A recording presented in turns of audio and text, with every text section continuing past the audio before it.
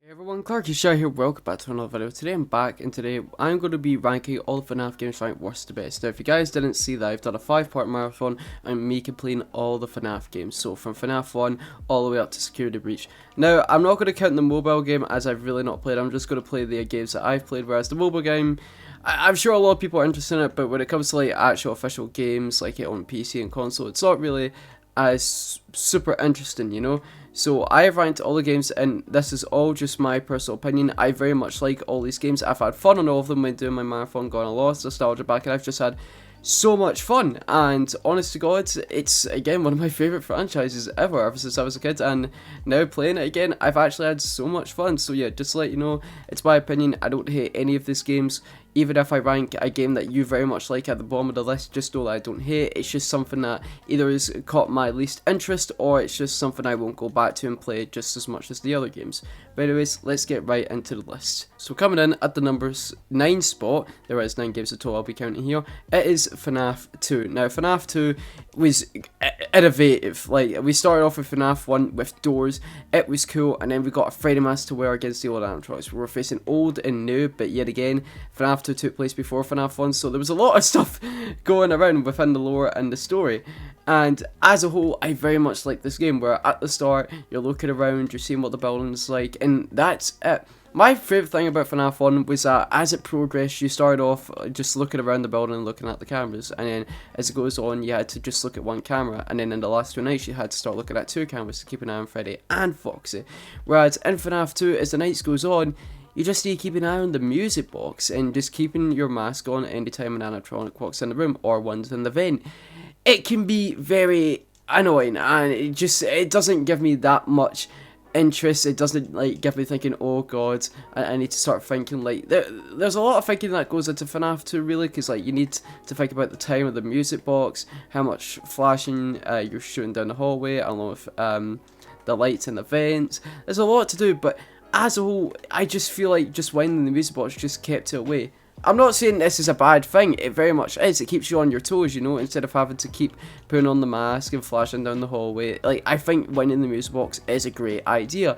I just think because it goes down quite fast, it just, you know, just takes you away without looking away at the other cameras. And I quite liked that within the other FNAF games, where you weren't just stuck on one camera, you looked at others. If you had to stay keeping on, of course, in FNAF 1 you had to keep looking at the one camera in Fox's Private Cove, but as the nights goes on, it wasn't always like that. You had to keep an eye on Freddy and both Foxy as well. So I don't mind that you need to keep staying on one camera for like 1 night or so, but like for the whole entire game just to succeed, it can be quite annoying. So honestly, I very much do like FNAF 2. I just wish there was a way where they might have slowed down the music box just by a tad bit. I very much do like that it's fast, so you've got something challenge you, something to keep you on your toes, then rather worrying about what's down the hall and what's about to come at you in your office. So yeah, but honestly, love FNAF 2. I just wish there was more to do when looking in the cameras instead of just staying on one camera for the whole entirety of the game.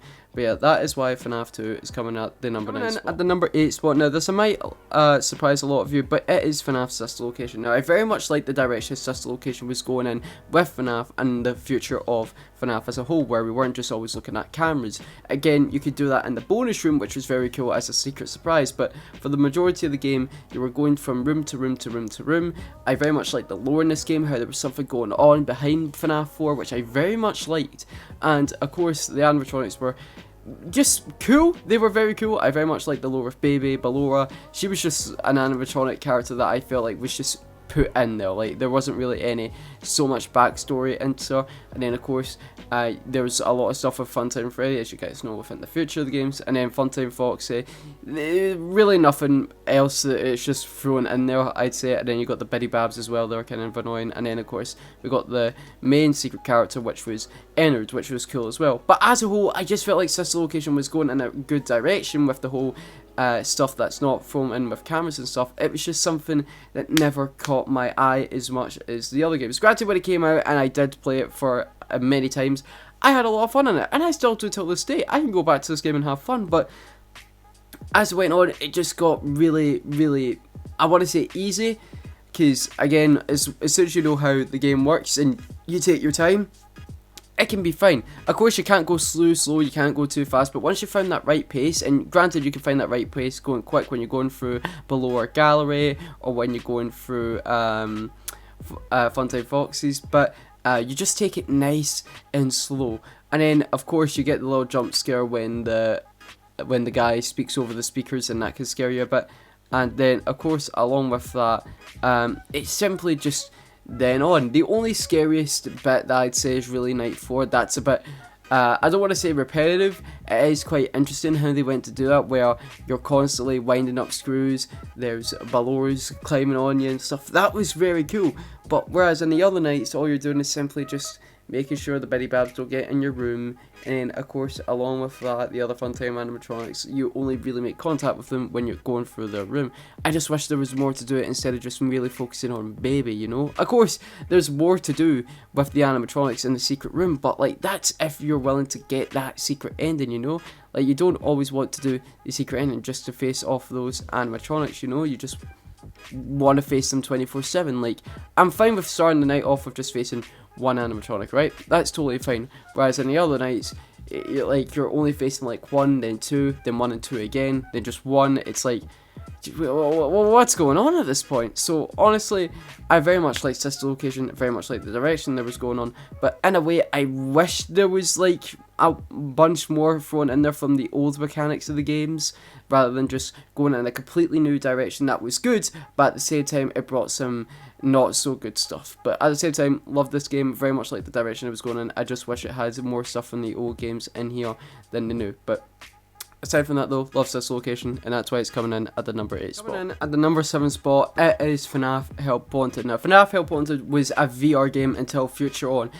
Steel Wool Studios made it so you don't need to actually play in VR. This was the game where multiple people were working on a FNAF game, because as you guys know, I'd say maybe up until FNAF 6, Scott Cawthon was working on all 6 games on his own, whereas in FNAF Security Breach, Help Wanted and other games, Steel Wool Studios and Scott Cawthon were working together. Now, this was a great thing. I very much like how they basically transferred over the games and brought in some new stuff and old stuff to the nights, and of course they brought in their own original stuff, like the dark rooms, like the plush babies, the Funtime Foxy, the parts of service, the vent repairs, the night terrors. I very much liked that. And then of course you've got the old and new stuff in there as well. But as a whole, when I was going through this, it's quite easier compared to the other games. Whereas in FNAF 1, when you're checking the cameras, the power doesn't go down when you're checking the cameras. It's simply just when you're using your lights and your doors. That's the only time power goes down. And then, of course, along with that, the thing I liked is that there was a hard mode to continue on. But there was only a hard mode on one specific night on some games, whereas in FNAF 1, you've only got hard mode on night 5. And then you've got hard mode on FNAF 2 when it comes to facing just the toy animatronics and the withered animatronics. The FNAF 2 was definitely very strange, as there was only one withered animatronic coming at you for the first 4 nights. Well, for the first 5 nights actually, which was just Foxy, and then it was the toy animatronics. Apart from that, that was it. Like, the withered animatronics weren't coming, so I was a bit disappointed in that, but it might have been something. And then of course with the withered animatronics, that's when both the toy animatronics and the withered animatronics were coming at you, but only for one night, which was kind of disappointing. And as for FNAF 3, it was very cool how they definitely changed it in night 5. It definitely lowered more to the story, because it basically focused on the building burning down, which was very cool. And then of course the dark rooms, it's the exact same, it's just a bit more difficult. Parts and service, there wasn't really anything difficult, it's the exact same thing. The only difference is that the colours are a bit dark, they're a bit too bright to the point where it could screw you over. And of course the vent repairs, they're like the tiniest bit more difficult. And then of course night terrors is the best part when you've done all the levels.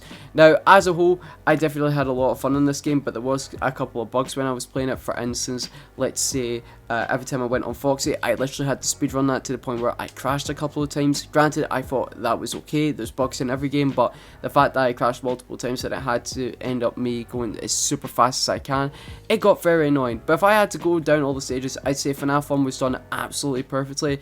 FNAF 2, I eventually, as soon as night 3 struck, withered animatronics and toy animatronics were coming at you at the same time, whereas in FNAF 3, I thought that was done fine as well. I thought the phantom animatronics were coming more at you in the VR version of FNAF 3 than the original, but aside from that, I didn't really have a problem. And then, of course, there was no FNAF 4. The dark rooms, they're great. The plush babies are annoying as hell, but it was still a great feature to add in. And then the vent repairs, something new, something original, very much light. And parts of service, very easy as long as you don't mess anything up like I did, like the Bonnie one. That was just me being stupid. But aside from that though, great original thing that they added into the game. And then, of course, you had the night terrors as well, very cool. And then the Dreadbird DLC, which is basically just bringing in some of the old stuff from when they originally added in the game. And then, of course, you had stuff like the corn maze and stuff. So they're adding in new stuff to the DLC, along with bringing in some old stuff to fit in with the DLC. So yeah, so FNAF Help Wanted, very good. Brought in some new features into the previous games, into this game that were better, and then some that just didn't work well. But as well, this isn't a game that I'd come back and play a lot often. I stressed too much from this game to the point where it had quite a bit of bugs, whether you're on VR or not. So yeah, but as a whole, very much like FNAF Help Wanted, I very much did have fun on it. And I just wish it was a bit more difficult, because most of the time it did feel more easier compared to the other games, one of them being specifically FNAF 1. So yeah, but apart from that though, I very much liked the game. I very much like how they changed it up. Just most of the time, apart from the plush babies and the dark rooms and the unique stuff that was in this game, than not FNAF 1 and 2 and 3, it was just most of the time easy. So yeah, cool stuff, cool experience. The fact that I was in VR and stuff, and then you could play it without VR if you wanted to.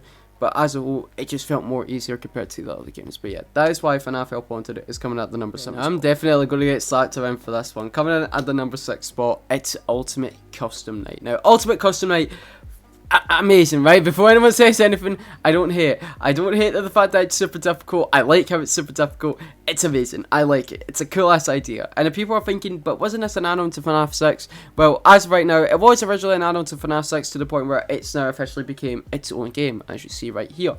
Now, it's definitely very cool. 50-20 mode was something that no one thought could be. Again, of course, Stalker Challenge Scott and stuff, and along with that, you saw what happened. Great stuff happened, and I very much like the direction this game definitely went in. You can definitely progress in so many ways. As you progress, you can unlock new offices if you get a certain amount of points unlocked. And then you can get power-ups as well every time you play a game. And then, of course, you get set challenges that you can do, like Bears Attack 1, where it's just basically all the bears in the game, and they're just set to a certain level. Bears Attack 2, Bears Attack 3, just same old, same old. And it was definitely very interesting, to say the least.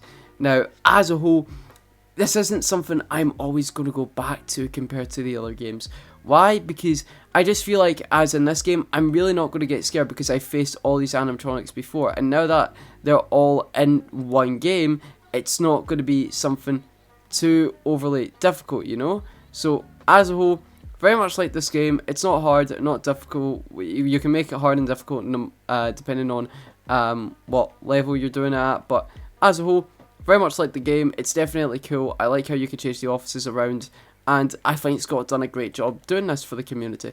So as a whole, good job, Scott. I love this game. It's just the fact that I'd very much go back to the older games compared to this, just because I feel like the older games just have much more to offer than this, in my opinion. Because again, there is a lot to offer in Ultimate Custom Night. You could do 50 animatronics on 2020 mode. Like, that shit is nuts. But whereas in the older games, I want to just not just completely dive into just a game that's going to be difficult. I want to dive into its story as I'm playing the game. I want to get a bit terrified, you know? And I could get terrified in this if I'm like close to 5 AM and I'm doing 50-20 mode. I'm shitting myself. I want to make it to the night. I don't want to run out of power. I don't want to get jump scared. I don't want to mess up somehow. But as a whole, I very much do like FNAF Ultimate Custom Night. But I think just whereas it is, compared to the other games, I think I'd go back to play the other games more than this any day of the week. No offense to Ultimate Custom Night, I like what it did, I like the progression in it, I think I just like the older games more. But that is why Ultimate Custom Night is coming out at the number 6 spot. At the number 5 spot. If I don't get slapped for this, I don't even know. It is FNAF 1. FNAF 1 is the game that started it. Oh, people got a bit scared, people were wondering why are animatronics chasing you. A lot of stuff was going on. And then, of course, with that, it's where it started. There was a lot of lore, a lot of game theories going on about the missing kids and stuff like that. But as a whole, we really didn't get to know about that stuff when it really hit FNAF 2. Of course, we heard from the phone calls about the bite of 87 and stuff like, of course, that stuff. But when it hit FNAF 2, that's when it started to get more and more interesting as we started to link the two games together. And of course, FNAF 1 takes place after FNAF 2. Like, what the hell is going on? Like, who would have thought? And then along with that, the game is definitely got its scares. It's got its like, again, like I said with the previous games on FNAF 2, I definitely do like in the game, definitely like the direction this game was going in, where you start off, it's all simple, it's all quiet, and then of course as the game goes on, you need to start looking at just one camera, for instance Pirate Cove, just to keep an eye on Foxy. As soon as it hits like night 4, night 5, you need to start going back between the cameras to keep an eye on Freddy and Foxy. Definitely all very interesting and cool to see what Scott did with this game.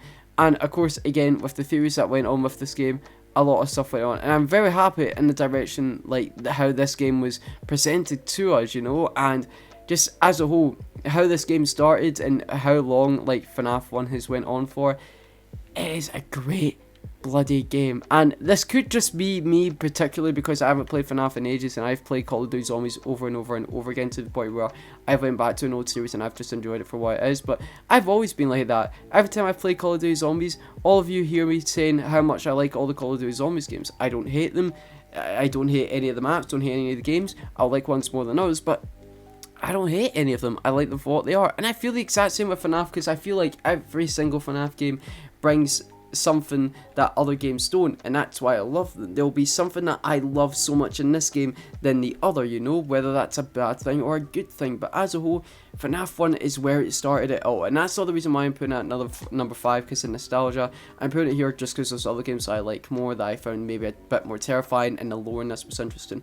The lore in FNAF 1 is definitely more interesting, but I'd say we started to really connect the pieces with FNAF 1 when it really came to FNAF 2. So again, FNAF 1, great game, very much enjoy it. It's just whereas gameplay was great, everything was great about it, just whereas in the lore, everything was interesting and people started to dive in on the posters on the wall, Golden Freddy, the phone calls, everything. But it really started to hit us with FNAF 2. That's really where it started, with more story, and then of course it hit more with FNAF 3. But that's how FNAF's always been. As more games comes out, we start to link them together. But as well, FNAF 1, love the gameplay and stuff. It's just at that time I feel like lore wasn't just superly there until like FNAF 2 and FNAF 1 started to connect the pieces together. But aside from that, love the game. I've got no complaints apart from the fact that if I had to go back and play any other game, I'd go back and play FNAF 1 any day. Definitely, it's where it started. Got great gameplay mechanics. Everything's good about it. So as a whole, FNAF 1 is coming at the number 5 spot. There's just other games at the number 4 spot. It's FNAF 4. FNAF 4 took it in a good direction, whereas we're not focusing on cameras 24/7, we're in a dark room, we're in a child's bedroom, like a child's nightmare. My favourite thing about the game was the setting and the theme, like children being scared of a monster being under their bed, and just in general, with of course the theme of the scary animatronics. He's had a dark past, not just with his family, but with everything as a whole. And it is very, very terrifying to see what this kid has went through. And then of course, every time he goes to sleep, he has these nightmares where he has to survive till 6 AM, which you see on the screen right now, where he's going up against Chica, Foxy and Bonnie. And it can be very fucking terrifying, to say the least. Like, holy shit, like, I very much like the theme, how it was in a house. When I was thinking of FNAF 4, people were theorising that it was going to be in a museum. And I thought that was a great idea, and I thought nothing could beat that. Being in a house? That is amazing. Like, I thought being in a house was so much better than a museum. And it's got the scary feeling, the way the animatronics look are amazing. The lore in this is awesome. There's a lot of stuff to do. There's the 2020 mode, night 7, night 6. There's a lot to do in this game. And holy shit, I say it is probably one of the scariest in the franchise. Now, of course, I was just watching a video before this saying why FNAF 1 and 6 are the scariest in the franchise, and why Felix, also known as PewDiePie, wasn't scared at all going throughout FNAF 4, because that brought in a lot of controversy, saying, look at this, FNAF is actually dying because someone like Felix didn't get scared, whereas FNAF 4 definitely brought in that ambient feeling, the scary feeling, and again, the theme and the setting is the thing I genuinely really like the most about this fucking game.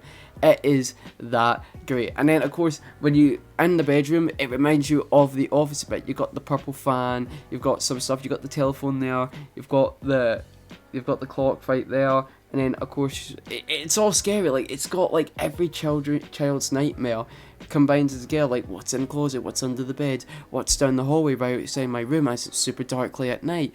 like, you would be absolutely terrified when you were young as a kid. And again, the theme and the setting, along with the lore, blows it away. Along with the mechanics, dealing with Freddy that's literally in your room 24/7, Foxy going from left to right to then ending up your room to go in the closet, and then you have to deal with Chica and Bonnie, and then of course when it hits night 5, you're only dealing with one animatronic, which is Fredbear, which has to do very heavily with the lore. So honestly, I thought FNAF 4 was a great game, the lore was great, whereas for the other 3 games I'm about to mention, I just like its gameplay and the lore more in those games. But I have no complaints for FNAF 4, and that's why it's coming in at the number 4 spot. Coming in at the number 3 spot, and this might surprise a lot of people, but it's FNAF 3. Now, FNAF 3 is very, very controversial when it comes to ranking, saying, is it the best game, is it the worst? The lore in this game, I'd say it's one of the best. You get to learn more about the fact that you are facing the purple guy, William Afton, and how the fact that he is being trapped in a suit and he is the main villain of FNAF 3.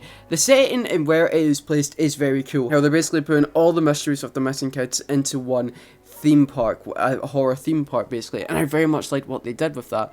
And of course it starts you off at night 1 where it's simply nothing's happening, you're just getting used to the new mechanics in the building. I very much like the plain audio gameplay mechanic. I definitely do think that's cool, and I like how there is still the vents system in this, but whereas in FNAF 2, this system in FNAF 3 is so much better, where you can actually see all the vents and there's more cameras to look in instead of just the 2 cameras that are right beside your office. There's multiple vents.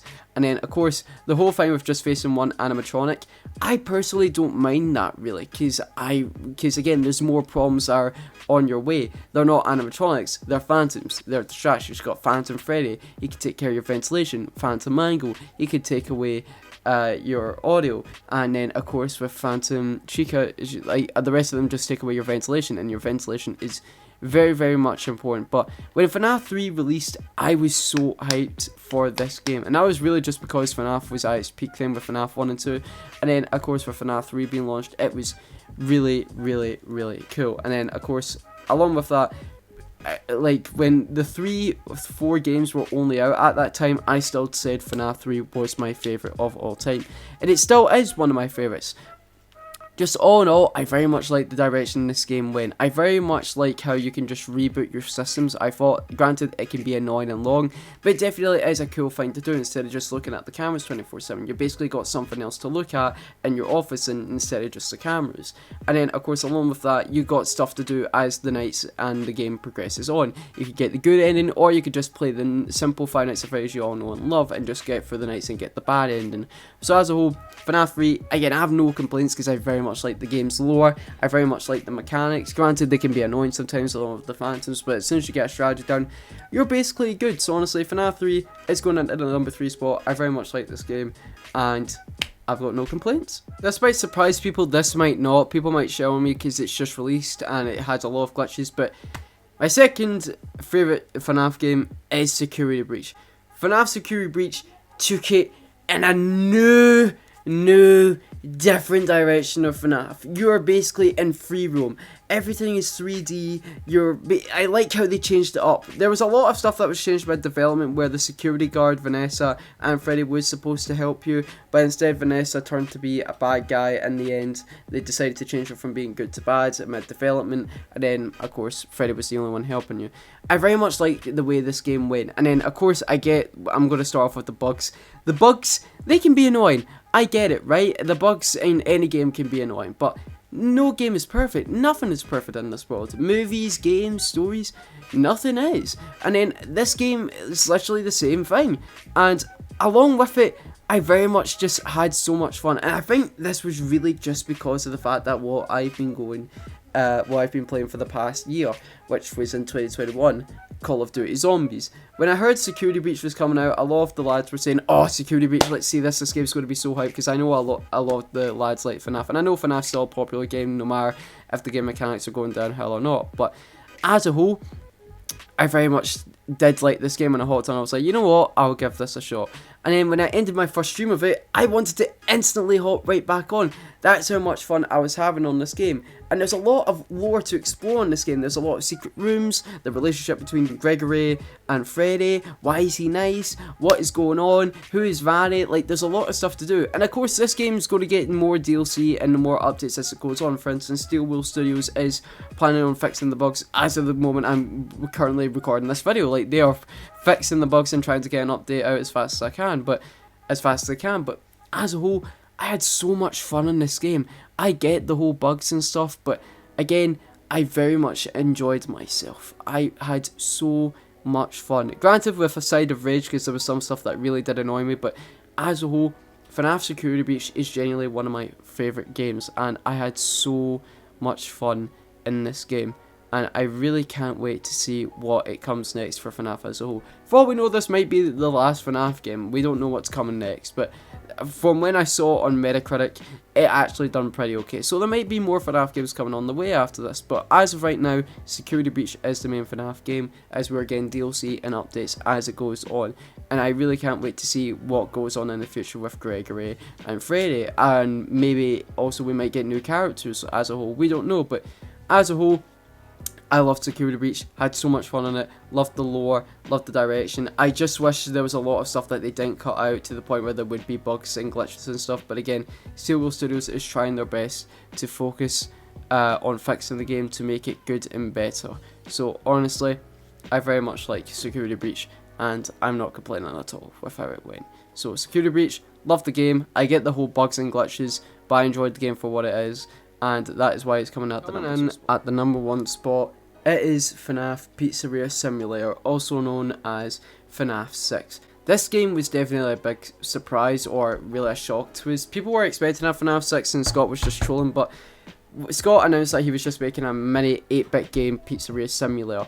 And then, of course, when you play it for the first time and it glitches out, you're then sent into FNAF 6, which it is, again, I agree, one of the scariest games, because there's no strategy to this. Well, that's a lie, there actually is strategy to this game. You can definitely get past the nights if you do one strategy over and over again. But here's the thing, no matter what strategy you do, that doesn't mean you're immediately going to win. And that's what I very much liked about this game's mechanics, where as in the other games, if you do one strategy over and over and over again, most of the time, you're actually going to make it past the night. Sometimes you will, sometimes you won't. Whereas in FNAF 6, you're guaranteed not just to make it past the night. A strategy will work and help you get past the night, but that won't help you through every single night, you know? I very much like how FNAF 6 went in this direction. And then, of course, along with that, you can make it so you can design your own pizza. Design your own pizzeria. I thought that was a kind of cool bonus thing. It was kind of like The Sims, but not really anything too extravagant per se. And then, of course, when it came to again, the animatronic salvage, that was definitely very scary too, along with listening to the tapes while checking on them, seeing if they'll react to any sounds. I thought that was cool too. And then, of course, facing off after the nights, getting your tasks done, I thought that was cool. You're basically in a ventilated office, and honest to God, it has one of the best endings in FNAF ever to date. Whereas in FNAF Security Breach, there's a lot of endings, but we don't know what else is there to explore in FNAF Security Breach. Like, people are saying the William Afton bit is the canon ending, which, honest to God, I'm still willing to believe that is the canon ending. That's the only thing that would really make sense to me, but at the same time, there's a lot of other endings that people are saying are the canon ending and stuff. But yet again, I'm not complaining. FNAF 6 definitely brought it where the gameplay mechanics were so good. It had so much scary stuff in there. You're facing animatronics that had so much big lore within this game, like Baby, Springtrap. Then you had the Marionette, who's basically that other bear who was going after you. And then along with that, you do have the, what's it called, the like the molted Funtime Freddy. I think it's just all the Freddys and all the animatronics all bundled in together, like you do see in Security Breach. So as a whole, FNAF 6 had great lore, combined all the lore together to make out a banger ending. And then, of course, we all know that's not the end. There's more FNAF games to go on, and there was more stuff that still was unsolved that FNAF 6 didn't explain to us. So of course there's going to be more games, and there's going to be more future pizzerias going to be built to the point where that's going to lead into more mysteries. So yeah, but as a whole, FNAF 6 was definitely scary. FNAF 6 gameplay was great. I like how basically any strategy you did, it could work out for some nights and some days, but not all of them. And then, of course, you could basically play a bit of The Sims in this game. And then, of course, you had basically the documents to do. I thought that was cool too. But aside from that, though, I very much liked the direction this game went. Great ending. great dialogue, great animatronics. I have no complaints from FNAF 6, and I think Scott did a great job. But guys, I'm going to end the video here. If you guys did enjoy, please subscribe, leave a like, click the notification bell, always subscribe to the channel. Let me know in the comment section down below what you guys think. Do you guys disagree with me? What is your favourite FNAF game? And let me know why. But guys, thank you all so much for watching. Hope you all have a good rest of your day, and I will see you all in the next video. Live stream, boys. And goodbye!